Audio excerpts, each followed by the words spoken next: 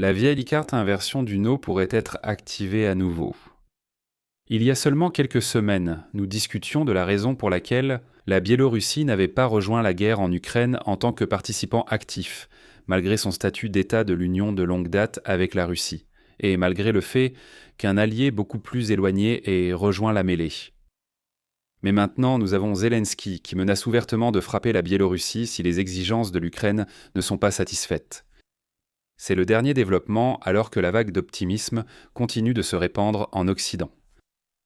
Cependant, est-ce que cela sera finalement des paroles dures mais sans signification, ou bien les menaces de l'Ukraine vont-elles réellement commencer à se concrétiser? Eh bien, aujourd'hui, essayons d'aller au fond des choses. Nous commencerons par un bref aperçu du rôle de la Biélorussie dans la guerre jusqu'à présent, en mettant l'accent sur la préoccupation actuelle de l'Ukraine en matière de sécurité. Ensuite, nous analyserons la menace lancée par l'Ukraine pour déterminer s'il s'agit d'un discours creux ou si elle pourrait avoir des conséquences. Enfin, nous nous pencherons sur ce à quoi ressemble précisément le panel d'options de l'Ukraine, ainsi que sur les risques et les avantages associés à chacune d'elles. Voyons d'abord le rôle de la Biélorussie dans la guerre jusqu'ici.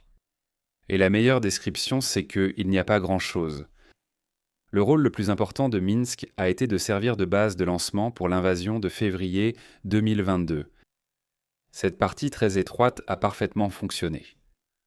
Mais l'exécution réelle de l'invasion par la Russie n'a pas fonctionné, c'est pourquoi nous en parlons encore plus de 4 ans plus tard. Le Kremlin a certes cherché à obtenir le soutien actif de la Biélorussie, mais Loukachenko a résisté à ses appels. N'importe quel observateur extérieur peut constater que la guerre a été une défaite stratégique pour la Russie, donc rejoindre volontairement le combat serait absurde. Peu importe qu'il existe une résistance interne considérable au gouvernement Loukachenko, et la dernière fois que la situation a dégénéré, le spectre d'une intervention russe a découragé toute rébellion ouverte. Et rien ne garantit que le Kremlin pourrait offrir un tel soutien aujourd'hui. Cela laisse la Biélorussie offrir un soutien passif qui s'est largement poursuivi au-delà des bases de départ initiales. Parfois, des rapports évoquent la Russie envoyant des drones au-dessus de la Biélorussie pour attaquer l'Ukraine. La géographie ici le rend attrayant, ne serait-ce que par la distance. Mais il y a aussi un aspect défensif stratégique.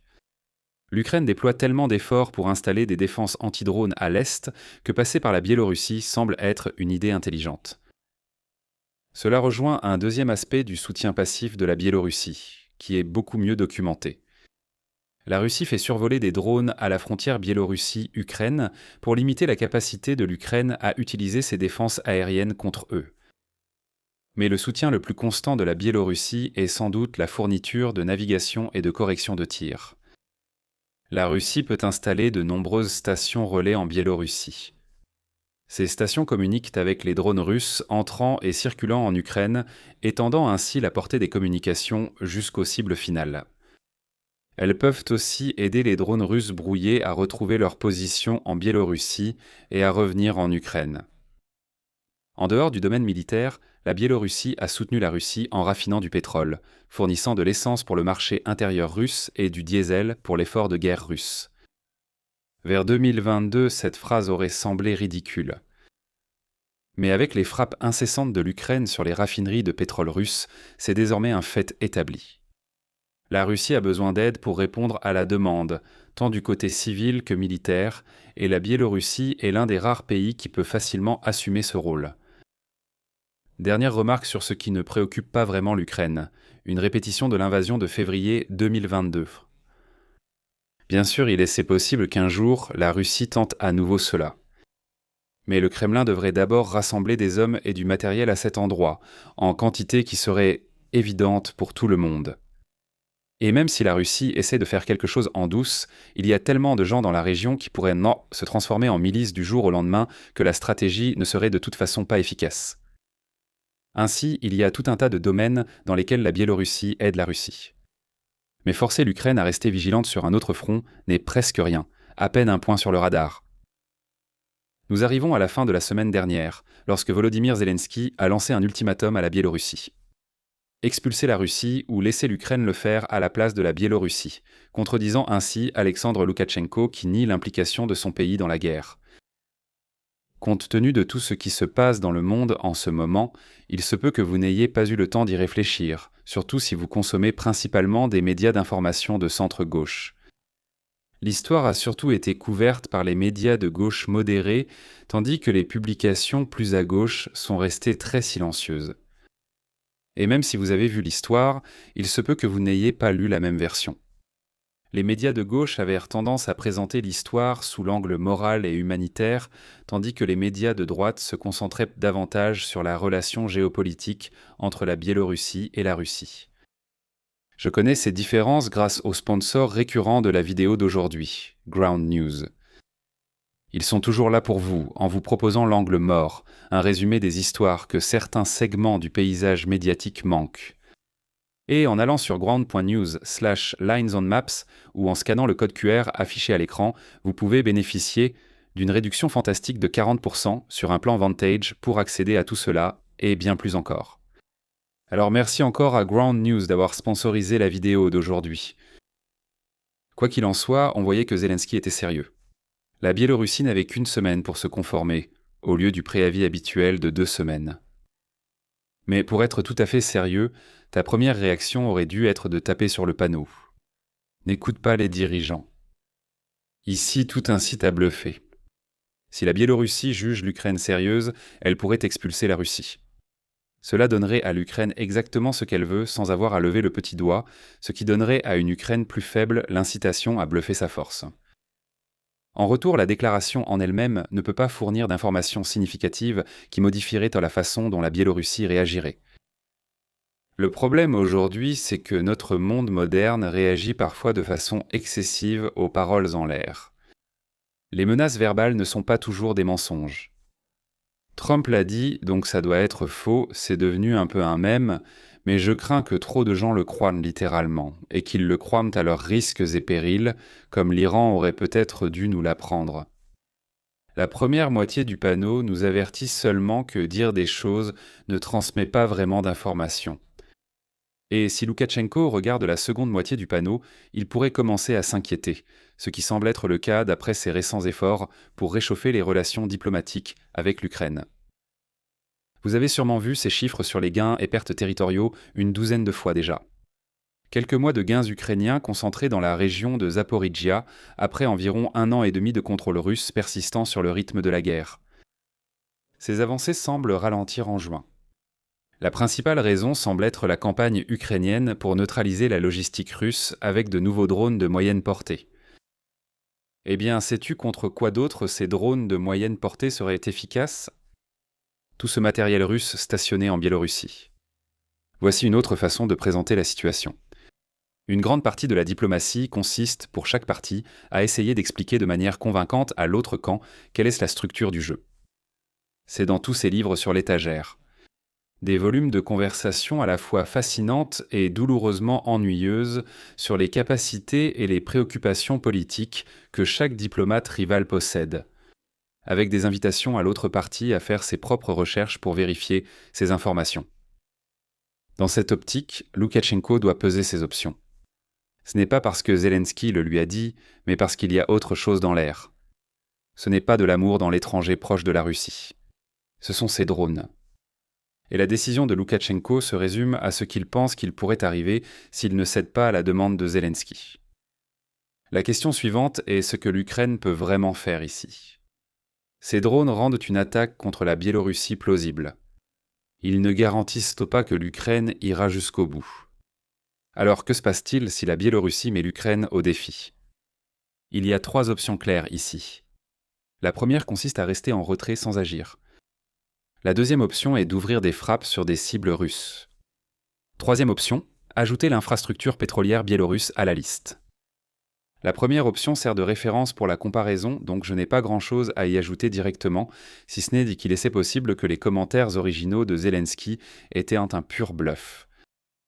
Parallèlement, les renseignements ukrainiens disent que la Russie prépare du matériel pour utiliser la Biélorussie comme base de lancement d'une nouvelle vague d'attaques de drones, ce qui contredit la théorie du simple bluff. Notamment, une partie de cette affirmation cite la Biélorussie, qui dit que l'Ukraine se prépare à attaquer la Biélorussie, ce qui donne à ces événements une saveur de guerre préventive plutôt amusante. Désolé si cette phrase vous a donné le tournis. Passons directement à la troisième option, attaquer les infrastructures pétrolières serait intéressant. Les produits pétroliers sont certes à double usage, mais il est difficile d'affirmer que la Biélorussie contribue militairement à l'effort de guerre de la Russie par le biais du commerce du pétrole, du moins selon les normes internationales habituelles sur le sujet. Il est aussi difficile d'imaginer que l'Ukraine frappe des infrastructures pétrolières sans faire de victimes civiles. À partir de là, la Biélorussie serait prête à riposter. Essentiellement, la Biélorussie avait toutes les raisons du monde d'éviter de participer activement à la guerre, et l'Ukraine finirait quand même par les entraîner. Pour que cela marche, la Biélorussie doit à la fois hésiter à entrer en guerre et avoir le pouvoir politique de s'imposer pour contraindre la Russie à partir. Et même si je suis sûr que Kiev trouverait hilarant que la Russie doive encore affaiblir ses défenses aériennes à l'intérieur même de la Russie, je pense que cela ne vaut pas la peine que la Biélorussie mobilise une partie de ses forces contre l'Ukraine. Pour donner un peu de perspective, l'Ukraine importe du pétrole brut d'Azerbaïdjan et du Kazakhstan. Et dernière nouvelle, l'Ukraine utilise du pétrole pour sa machine de guerre. Imaginez qu'un jour la Russie décide de frapper leurs infrastructures pétrolières respectives. Est-ce qu'ils resteraient simplement sans rien faire en réponse ? Et la Grèce, la Pologne, la Lituanie et la Turquie qui importent des produits pétroliers en Ukraine ? Est-ce qu'ils accepteraient cela sans réagir eux aussi ? Certainement pas en réponse à une attaque ouverte. C'est le domaine de l'article 5. Peut-être une attaque secrète, parce que des choses comme ça se produisent probablement déjà. La guerre cache bien des secrets, non ?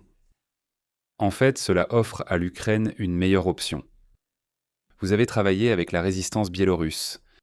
Pourquoi ne pas retravailler avec eux sur de nouvelles cibles ?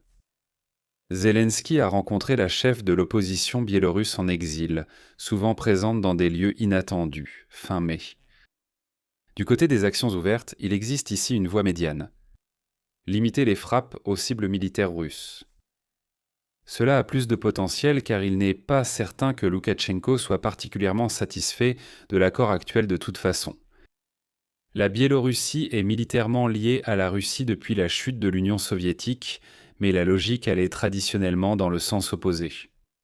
Toute menace militaire contre la Russie devrait d'abord passer par la Biélorussie, donc Minsk pouvait profiter de Moscou, car les troupes russes auraient de tout intérêt à affronter leurs adversaires en Biélorussie plutôt qu'à la frontière russe.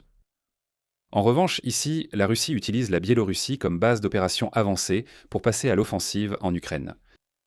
Cela pourrait faire de Minsk un allié opportuniste. Heureux de participer si la guerre se passe bien, soudainement sceptique lorsque les choses vont moins bien. Eh bien, les choses ne vont pas très bien. L'Ukraine y trouve de nombreux avantages.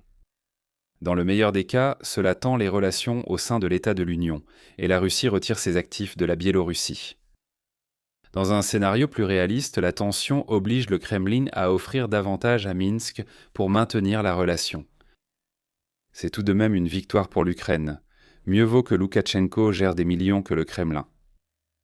Dans le pire des cas, en supposant que la Biélorussie ne veuille absolument pas se défendre, la Russie continue d'exploiter les systèmes à l'intérieur du pays. Elle doit désormais protéger ces systèmes des drones ukrainiens. Soudain, de nombreuses défenses anti-drones sont retirées d'autres territoires russes, ouvrant encore plus de brèches pour l'infiltration des drones ukrainiens. Ceci est également cohérent avec les normes existantes concernant les interventions de tiers dans ce conflit. Les pays de l'OTAN interdisent à l'Ukraine de faire voler des drones sur leur territoire. La situation la plus comparable est quand la Russie brouille exprès les drones ukrainiens pour les faire s'écraser sur le territoire de l'OTAN et provoquer. L'OTAN n'installe même pas de défense anti-drone en Ukraine, alors que de nombreux avions russes ont déjà franchi ses frontières. D'ailleurs, l'OTAN a parfois observé des drones russes retourner en Ukraine. La stratégie de l'OTAN est de rester à l'écart de la guerre et d'éviter toute action cinétique ouverte de la Russie. Dans ce contexte, la Biélorussie s'est éloignée de la norme internationale, devenant ainsi une cible légitime. L'Ukraine cherche à sanctionner la Biélorussie et à la contraindre à respecter la norme. Ainsi, je m'attends à ce qu'il se passe quelque chose ici si la Biélorussie ne répond pas à l'ultimatum. Il y a tout simplement trop de cibles exposées dans le pays qui ne l'étaient pas autant il y a 6 mois. Il est difficile de savoir quelle marge de manœuvre la Biélorussie a réellement à l'avance. Si Loukachenko ne sait pas dire non à Poutine, alors la question ne se pose même pas. Il n'y a pas de problème de négociation entre l'Ukraine et la Biélorussie, et il s'agit purement d'une continuation du conflit entre l'Ukraine et la Russie. Et nous savons tous à quel point les tentatives de résolution de ce conflit se sont bien passées. Cependant, les menaces pourraient tendre toutes s'annuler à un niveau méta. Tout a commencé lorsque l'Ukraine a affirmé que des moyens russes menaçaient de la frapper. Il pourrait rester là, intact, la capacité de l'Ukraine dissuadant toute nouvelle utilisation. Désolé si le manque d'action militaire concrète vous déçoit. Alors, quelles sont nos conclusions pour aujourd'hui ? Il existe une possibilité persistante que l'Ukraine prenne des mesures actives pour frapper la Biélorussie. La discussion médiatique actuelle découle d'un commentaire de Zelensky, mais l'attention devrait plutôt aller à la campagne de frappe à moyenne portée de l'Ukraine, qui rend désormais l'opération possible, contrairement à avant. Je pense que l'ampleur d'une frappe serait plus limitée que ce que suggèrent les menaces actuelles de l'Ukraine. Merci encore à Ground News d'avoir sponsorisé la vidéo d'aujourd'hui. Rendez-vous sur ground.news/linesonmaps pour bénéficier d'une réduction fantastique de 40% sur un abonnement Vantage. En attendant, vous pouvez aussi visiter ma chaîne secondaire pour en savoir plus sur l'évolution inverse des relations entre l'Ukraine et la Biélorussie. Pourquoi la Biélorussie n'a-t-elle pas fait plus ? En outre, une digression intéressante explique la création de cette photo. Et si vous avez apprécié la vidéo d'aujourd'hui, alors merci de liker, partager et vous abonner, et je vous retrouve demain. Prenez soin de vous.